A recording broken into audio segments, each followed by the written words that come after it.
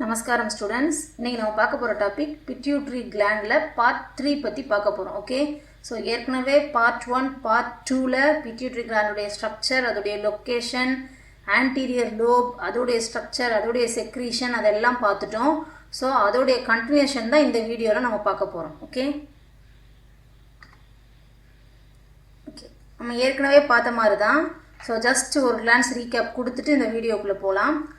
So pituitary ஸ்ட்ரக்சரில் பார்த்தீங்க அப்படின்னா it have 2 lobes, anterior lobe and posterior lobe அப்படின்னு பார்த்தோம். ஓகே, ஸோ ஆன்டீரியர் லோபுடைய செக்ரீஷனில் ஒரு 7 ஹார்மோன்ஸ் பார்த்தோம் செக்ரீட் பண்ணுறாங்க அப்படின்னு. So the same posterior lobes also secrete some hormones. அதை பற்றி தான் இந்த வீடியோவில் பார்க்க போகிறோம். Okay, so this posterior lobe is called neural lobe. இது என்னன்னு சொல்லுவாங்க அப்படின்னா நியூரல் லோப் அப்படின்னு சொல்லுவோம். because of the location of this posterior lobe. okay, அதோடைய லொக்கேஷன் நர்வஸோட கனெக்ட் ஆகிருக்கிறதுனால இந்த லோபை நியூரல் லோப் அப்படின்னு சொல்லுவோம். Okay, so this region constitutes the majority of the posterior pituitary. So நார்மலாக பிட்யூட்ரின்னு எடுத்துட்டோம்னா அதுக்கு ஒரு ஆன்டீரியர் போர்ஷன் இருக்கும், போஸ்டீரியர் போர்ஷன் இருக்கும். ஆன்டீரியர் அப்படின்னா ஃப்ரண்ட்டில் இருக்கிறது தான் ஆன்டீரியர்னு சொல்லுவோம். போஸ்டீரியர் அப்படின்றது அந்த எண்டு போர்ஷனை தான் போஸ்டீரியர் அப்படின்னு சொல்லுவோம். ஸோ டோட்டல் பிட்யூட்ரி ஸ்ட்ரக்சர்லேயே the posterior lobe is present majority in the posterior end of the pituitary. okay, so understand பண்ணியிருப்பீங்கன்னு நினைக்கிறேன். இந்த நேம் posterior lobe இருக்கக்கூடிய location posterior portion of the pituitary. Okay, so அதில் இருக்கக்கூடிய majority place occupy பண்ணியிருக்கிறது இந்த posterior lobe அப்படின்னு சொல்கிறாங்க. Okay, so the hormone secreted by posterior pituitary are vasopressin or antidiuretic hormones. okay, the next one is oxytocin hormone. So these two hormones are secreted by posterior lobe of pituitary. So இந்த ரெண்டு ஹார்மோனுடைய functions என்னென்ன அப்படின்றத பார்ப்போம். The first hormone is vasopressin or antidiuretic hormone. So இந்த antidiuretic hormone தான் short ஃபார்மாக ADH அப்படின்னு சொல்கிறோம். The function of vasopressin is in kidney tubules it increases reabsorption of water. So நம்ம கிட்னியோட ஃபங்க்ஷனில் படிச்சிருப்போம் ரீஅப்சார்ப்ஷன் ஆஃப் வாட்டர் அப்படின்ற ஒரு ப்ராசஸ் நடக்கிறத படிச்சிருப்போம். ஃபார் எக்ஸாம்பிள் இதில் பார்த்தீங்க அப்படின்னா இதோடைய ஃபங்க்ஷனில் கிளாமர்லெஸ் ஃபில்ட்ரேட் அப்படின்ற ஒரு ஃபில்டர் மூலமாக வாட்டர் ஃபில்ட்ரேட் ஆகி கலெக்ட் ஆகும். ஓகே, ஸோ இந்த வாட்டர் ஆல்மோஸ்ட் எவ்வளோ குவான்டிட்டி இருக்கும் அப்படின்னா 155 liters ஆஃப் கிளாமர்லெஸ் ஃபில்டர் மூலமாக கலெக்ட் ஆகும். ஓகே, ஸோ நமக்கு எக்ஸ்க்ரீட் பண்ணக்கூடியது ஒன்லி 1.5 liters மட்டும்தான் யூரினை எக்ஸ்க்ரீட் பண்ணணும். ஸோ இந்த பேலன்ஸ் இருக்கக்கூடிய இந்த வாட்டர், இந்த கிளாமர்லெஸ் ஃபில்ட்ரேட் அப்படின்னு சொல்கிறோம்ல, so these waters are reabsorbed. Okay, திரும்பவும் என்ன பண்ண போகிறாங்க அப்படின்னா அது திரும்பவும் அப்சர்வ் பண்ண போகிறாங்க, திரும்பவும் உறிஞ்சிருவாங்க. ஓகே, ஸோ இதை தான் ரீஅப்சார்ப்ஷன் அப்படின்னு நடப்போம். இந்த ரீஅப்சார்ப்ஷன் நடக்கலை அப்படின்னா இந்த ஃபில்ட்ரேட்டில் ஃபார்ம் ஆகக்கூடிய இந்த 155 லிட்டரும் எக்ஸ்க்ரீட் ஆகி யூரின்லேயே வெளியேறிடும். ஓகே, ஸோ அப்போ நமக்கு வரக்கூடிய டிசீஸை தான் என்னென்னு சொல்லுவோம் அப்படின்னா டயபெட்டிஸ் இன்செஃபிட்டஸ் அப்படின்னு சொல்லுவோம்.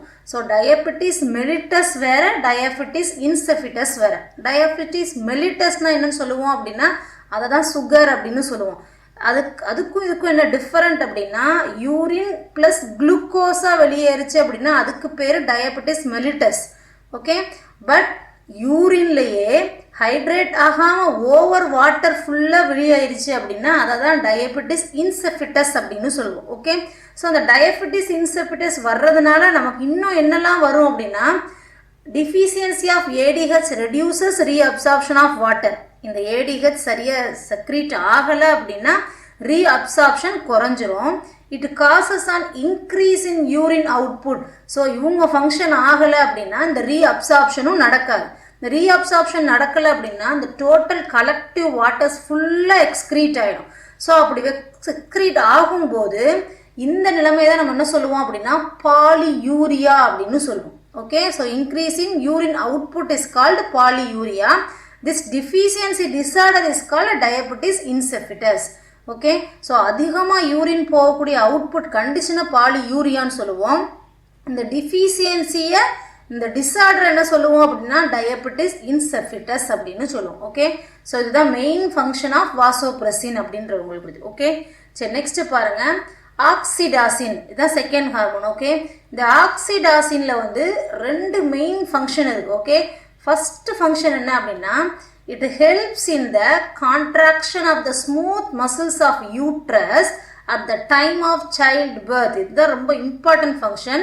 ஸோ என்ன நடக்கும் அப்படின்னா at the time of childbirth during pregnancy பீரியட்ல அந்த குழந்தை பிறக்கக்கூடிய டைமிங்கில் டோட்டலாக யூட்ரஸில் ஒரு பேபி எவ்வளோ நாள் இருக்கும் அப்படின்னா 285 days தான் இருக்கும்.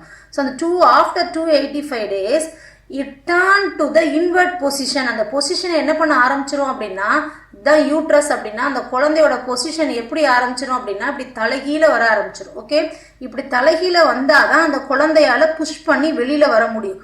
ஸோ இந்த கண்டிஷனில் இப்போ தான் இங்கே யார் ஆக்ட் பண்ண போகிறா அப்படின்னா இந்த ஆக்சிடாசின் ஹெல்ப் பண்ண போகிறாங்க. Okay, so the oxytocin helps in the contraction of the smooth muscles. So இந்த ஆக்சிடாசின் என்ன பண்ணுவாங்கன்னா இந்த குழந்தையோட நெக் ரீஜியனில் ஒரு கான்ட்ராக்ஷன் கொடுப்பாங்க, ஒரு அழுத்தம் கொடுப்பாங்க. ஓகே, ஸோ அந்த கான்ட்ராக்ஷன் மூலமாக தான் அந்த குழந்தை என்ன ஆகும் அப்படின்னா வெளியில் வரும்.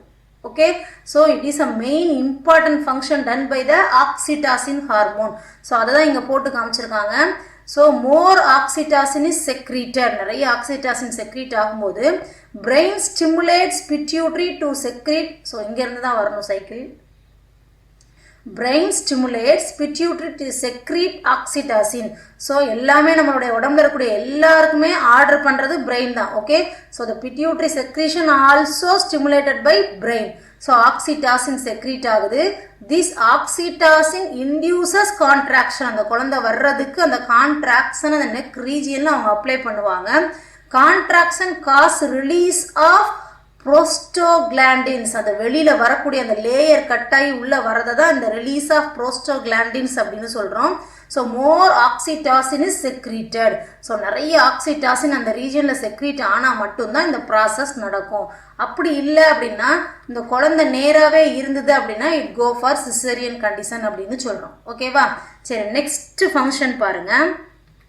It helps to induce the milk ejection from the mammary gland after childbirth அப்படின்னு கொடுத்துருக்காங்க. ஸோ நம்ம ஏற்கனவே ஆன்டீரியர் லோபில் வந்து ப்ரொலாக்டின் ஹார்மோன் அப்படின்னு படித்தோம். This prolactin hormone helps to induce the development of mammary gland and milk production அப்படின்னு படித்தோம்.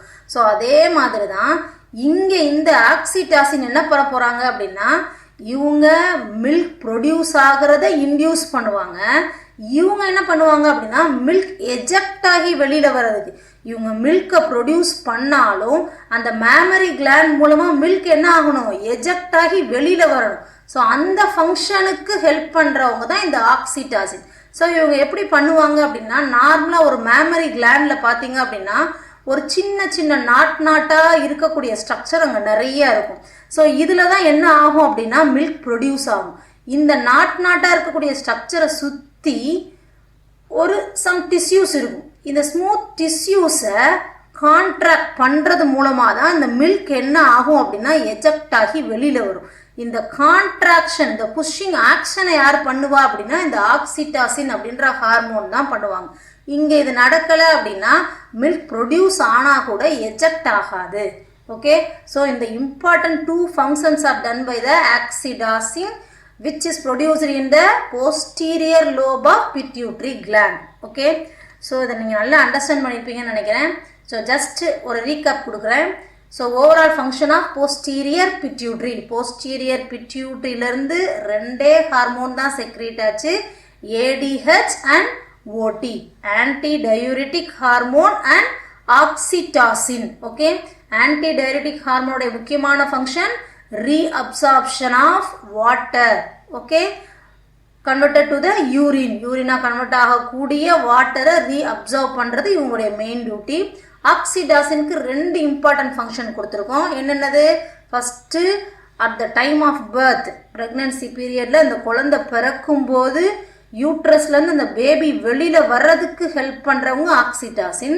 Next mammary கிளான்ஸ்லேருந்து மில்கை eject பண்ணுறதுக்கு ஹெல்ப் பண்ணுறவங்க இந்த oxytocin. Okay, so these are the hormones to done the wonderful job in our body. Okay, சரி next வீடியோவில் thyroid gland இன்னும் நிறைய glands இருக்குது, வரிசையாக நெக்ஸ்ட் வீடியோ பார்க்கலாம்.